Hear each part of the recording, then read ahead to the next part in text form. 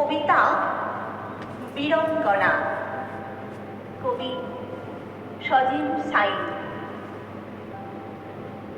আপনারা আমাকে ভাতা দেবেন?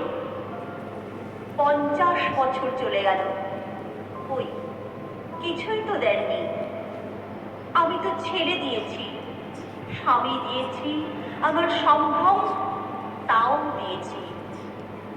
আচ্ছা, ভাতা দিয়ে কি তার ক্ষতিপূরণ হবে? পূর্ব পাকিস্তানের প্রথম স্নাতকোত্তর নারী হয়েও ধর্ষিতা হওয়ায় যুদ্ধের পর আমাকে একঘরে করা হয়েছিল। কোথায়? সেদিন তো কেউ প্রতিবাদ করতে আসেননি। আজ আমাকে ভাতা দিতে এসেছেন। আপনাদের লোক দেখানো ভাতা আমার লাগবে না, লাগবে না। আমার কথা কি শুনতে পাচ্ছেন আপনারা? জানেন, আমি এখন বই লিখি, ফেরিওয়ালার মতো বাড়ি বাড়ি গিয়ে বই ফেরি করি, আর একটা কুঁড়ে ঘরে বসবাস করি। আমার প্রতিবেশী এখন কুকুর, বেড়াল, কাক আর কুতুম পেঁচা। আমার কথা বলার মতো কোনো সঙ্গী নেই। 45 বছর আমি জুতো পরি না। যে মাটিতে আমার ছেলেরা ঘুমায়, জুতো পরে ওদের বুকের ওপর দিয়ে হাঁটবো কি করে?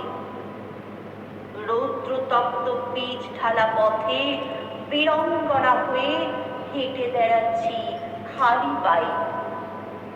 নিজের চোখের সামনে সন্তানের মৃত্যু দেখেছি, স্বামীর দাফন দেখেছি, অভুক্ত মানুষের হাহাকার দেখেছি।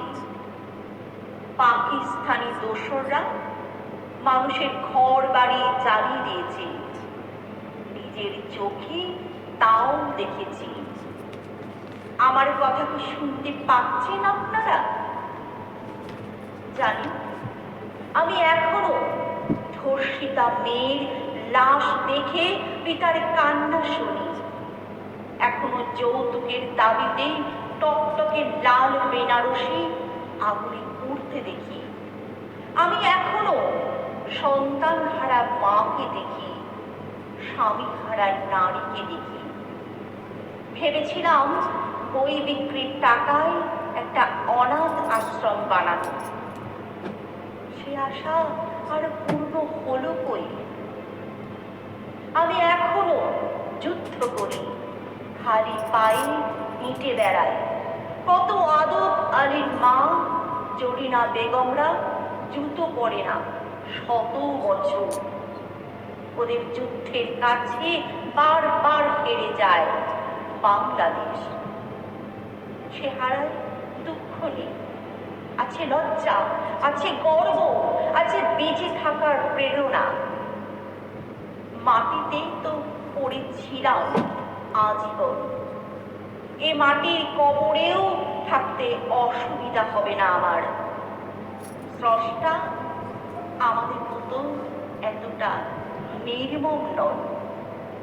হ্যাঁ, স্রষ্টা আমাদের মতো এতটা নির্মম নন।